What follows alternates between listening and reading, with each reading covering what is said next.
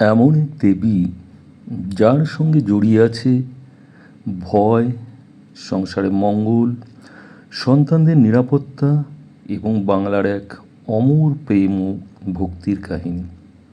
আপনি কি জানেন শ্রাবণ মাসের শুক্লপক্ষের পঞ্চমী তিথিতে কেন মা মনসার আরাধনা করা হয়?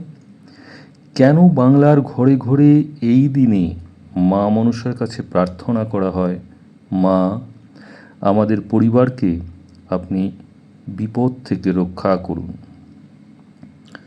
কিভাবে চাঁদ সদাগরের জেদের কারণে তার পুত্র লক্ষিন্দরকে অকালে প্রাণ দিতে হয়েছিল?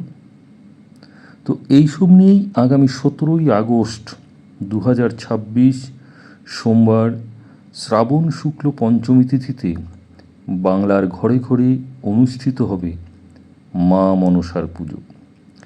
আজকের এই ভিডিওতে আমরা জানব মা মনসা কী, তার পুজোর মাহাত্ম্যই বা কী, চাঁদ সদাগর এবং বেহুলার সেই হৃদয়স্পর্শী কাহিনীর সঙ্গে মা মনসার কী সম্পর্ক এবং এই দিনে কিভাবে ভক্তি ভরে দেবী মনসার আরাধনা করা যায়। তো ভিডিওটি শেষ পর্যন্ত অবশ্যই শুনবেন, কারণ শেষে জানাবো এমন একটি বিষয় যা মা মনসার পুজোর আসল শিক্ষাটি আমাদের মনে করিয়ে দেয়। তো নমস্কার, শ্রাবণ মাস মানেই বৃষ্টি, সবুজ প্রকৃতি আর বাংলার বহু প্রাচীন লোকাচার ও ধর্মীয় উৎসব। আর এই শ্রাবণ মাসেই সর্পদেবী হিসেবে পূজিতা হন মা মনসা। হিন্দু ধর্মের বিশ্বাস মতে তিনি বিষহরী অর্থাৎ বিষ ও সর্পভয়ের সঙ্গে সম্পর্কিত দেবী। বাংলার লোকসংস্কৃতিতে তার পূজা অত্যন্ত গভীরভাবে প্রতিষ্ঠিত। শ্রাবণ ভাদ্রের বর্ষাকালে সাপের উপস্থিতি বাড়ার সঙ্গে সঙ্গে তার আরাধনার একটি ঐতিহাসিক এবং সাংস্কৃতিক সম্পর্কও কিন্তু গড়ে উঠেছে। তবে মা মনসা কিন্তু শুধুই সর্পদেবী নন।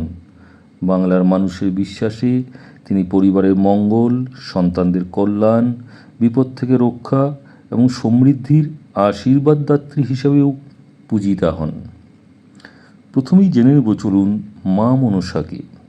মা মনসার পরিচয় নিয়ে পুরাণ এবং বাংলা মঙ্গল কাব্যে একাধিক কাহিনী পাওয়া যায়।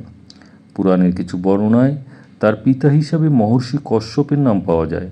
আবার বাংলার মনসা মঙ্গল কাব্যের লোক প্রচলিত কাহিনীতে তার সঙ্গে মহাদেবের সম্পর্কের কথা বলা হয়েছে। তাকে সাধারণত সর্পের সঙ্গে সম্পর্কিত দেবী হিসেবে কল্পনা করা হয় এবং তার মাথার উপর বহু সর্পের ফণা দেখা যায়। তার আরাধনার মূল প্রার্থনা হল, হে মা মনসা, আমাদের সর্পভয়, বিপদ আপদ ও অমঙ্গল থেকে আপনি রক্ষা করুন, আমাদের পরিবারে শান্তি ও মঙ্গল দান করুন। আর এই দেবীকে ঘিরেই বাংলা সাহিত্যের সৃষ্টি হয়েছে এক অসাধারণ কাহিনী, চাঁদ সদাগর, লক্ষিন্দর এবং বেহুলার অমর প্রেম কাহিনী।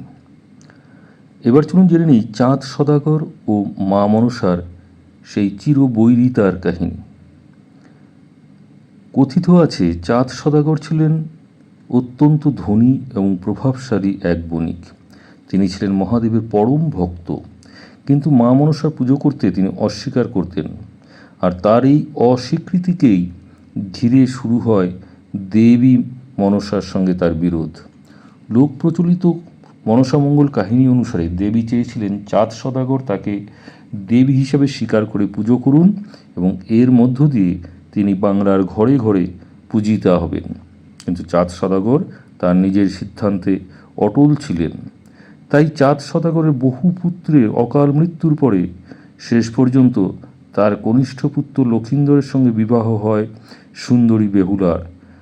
চাঁদ সদাগর জানতেন মা মনসার ক্রোধ ভয়ঙ্কর হতে পারে, তাই লক্ষিন্দরকে সাপের হাত থেকে রক্ষা করবার জন্য তিনি তৈরি করেছিলেন লোহার বাসর ঘর। ভাবুন, একদিকে একজন পিতার সমস্ত সতর্কতা, অন্যদিকে একজন দেবীর প্রবল ইচ্ছে। কিন্তু ভাগ্যের লেখা কি এত সহজে বদলানো যায়? বিয়ের রাত, নববধূ বেহুলা ও লক্ষিন্দরের বাসর ঘর, চারদিকে কঠোর নিরাপত্তা, কোনো সাপ যেন ঘরে ঢুকতে না পারে, তার জন্য সব ব্যবস্থা করা হয়েছিল।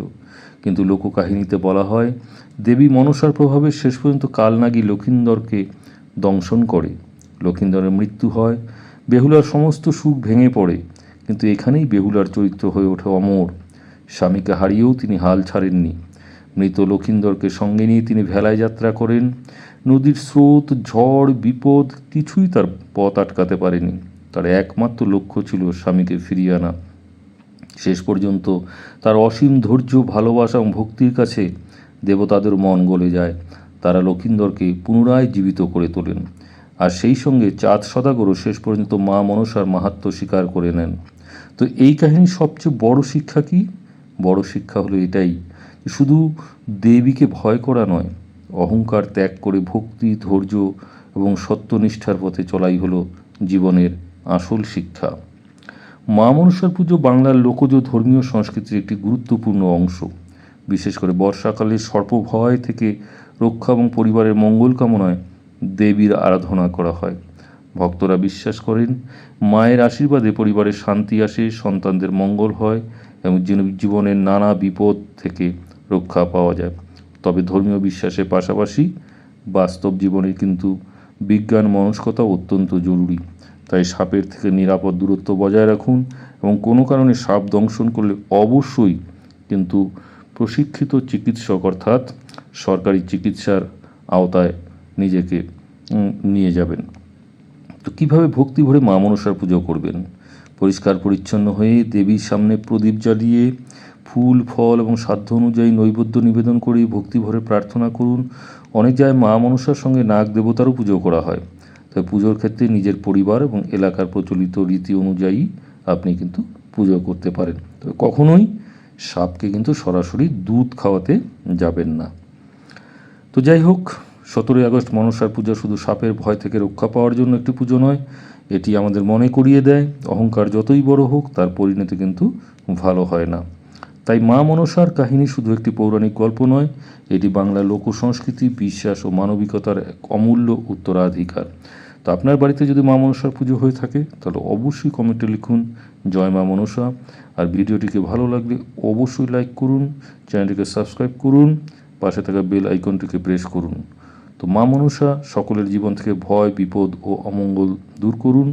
জয় মা মনসা, জয় বিশ্বহরি।